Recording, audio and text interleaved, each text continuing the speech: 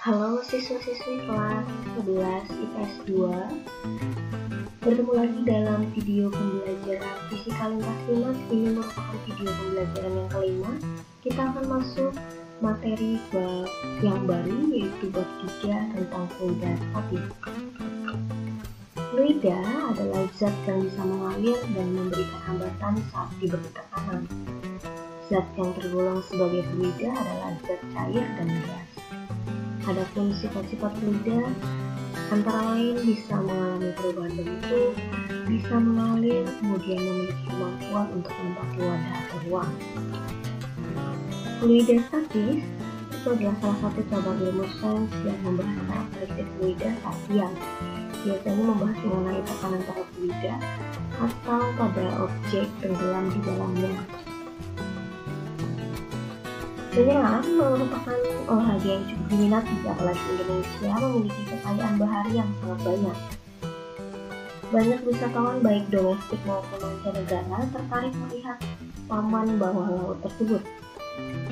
Satu-satunya cara menikmati pesona tanaman bawah laut dengan menyelam.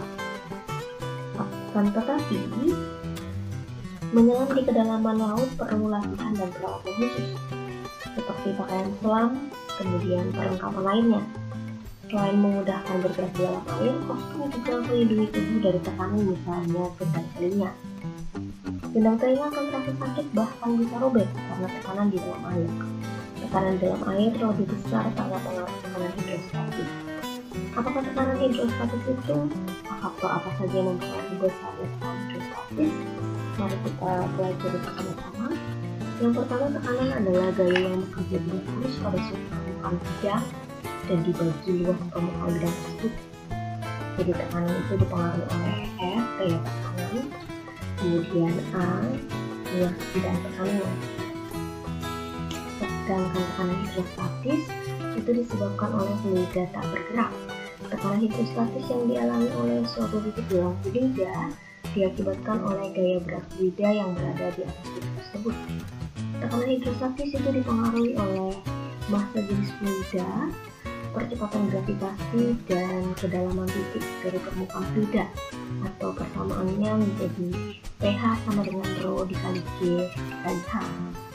Sehingga jika kalian merasakan sesak napas saat pertama menceburkan diri ke kolam renang, rasa sesak napas tersebut karena tubuh mendapat tekanan zat cair yang disebut dengan tekanan hidrostatis.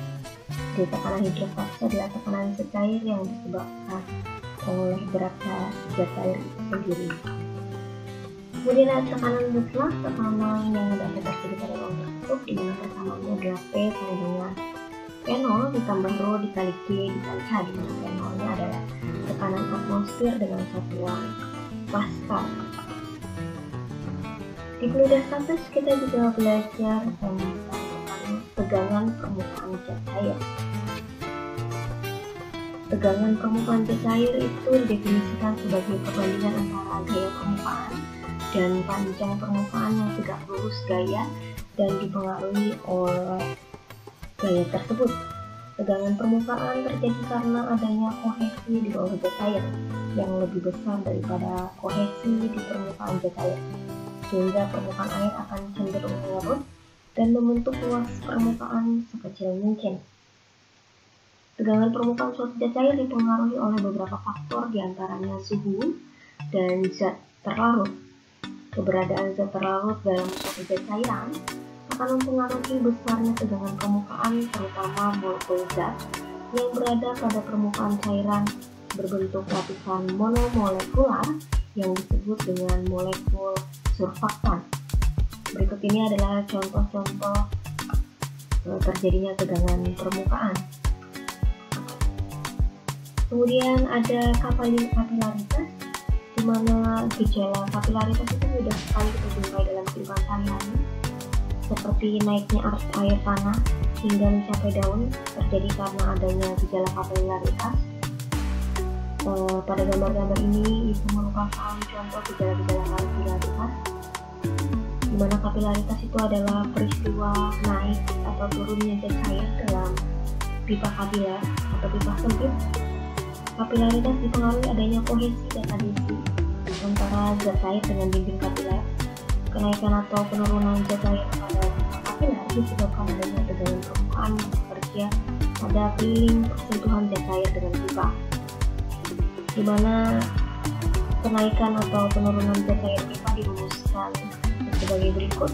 H sama dengan 2 gamma cos theta dibagi rho dikali J dikali F, di mana H-nya adalah kenaikan atau penurunan zat cair, gamma-nya adalah tegangan permukaan, dan R-nya adalah jari-jari alas tabung. Gejala lain yaitu adanya viskositas. Gerakan dari lapisan fluida akan menimbulkan gesekan yang disebut viskositas fluida. Semakin besar viskositas fluida, maka makin sulit benda bergerak dalam fluida tersebut. Dalam kehidupan sehari-hari, viskositas lebih dikenal sebagai ukuran kekentalan suatu fluida. Dalam zat cair, viskositas dihasilkan oleh kohesi antara molekul zat cair. Dalam gas diakibatkan adanya tumbukan antara molekul-molekul.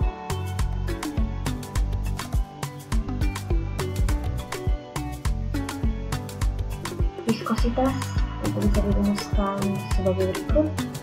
Fs sama dengan 6 P kali R dikali V.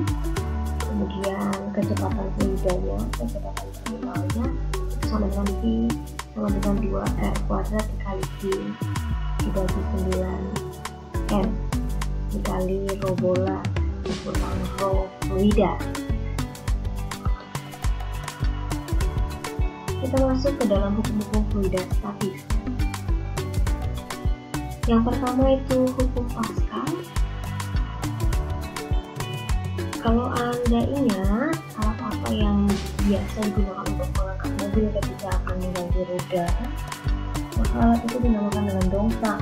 Dongkrak merupakan salah satu contoh alat yang menerapkan hukum Pascal, di mana bunyi hukum Pascal yaitu tekanan yang diberikan pada suatu fluida dalam ruang tertutup diteruskan tanpa berkurang ke setiap titik dalam fluida dan ke dinding bejana.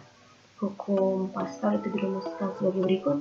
F1 dibagi A1 sama dengan F2 dibagi A2, di mana F1 itu adalah gaya pada penyisap 1 dan A1 itu adalah luas penampang penyisap 1, F2 itu adalah gaya pada penyisap 2, A2 itu adalah luas penampang penyisap 2. Biasanya alat ini juga digunakan pada pembasuhan mobil untuk mengangkat mobil sehingga bawah mobil itu bisa dibersihkan dengan baik. Kemudian hukum fluida statis yang kedua itu adalah hukum Archimedes. Mengapa benda dapat terapung, tenggelam, dan melayang? Benda terapung, tenggelam, dan melayang itu disebabkan adanya gaya apung. Gaya apung itu dikonsepkan melalui hukum Archimedes. Menurut Archimedes, benda yang dicelupkan sebagian atau seluruhnya ke dalam fluida akan mengalami gaya ke atas. Besarnya gaya ke atas tersebut sama dengan berat fluida yang dipindahkan oleh benda, atau persamaannya yaitu Fa sama dengan rho fluida dikali volume fluida dikali G, di mana F-nya adalah gaya ke atas, kemudian rho F itu sama dengan massa jenis fluida, dan Pf itu sama dengan volume fluida yang dipindahkan.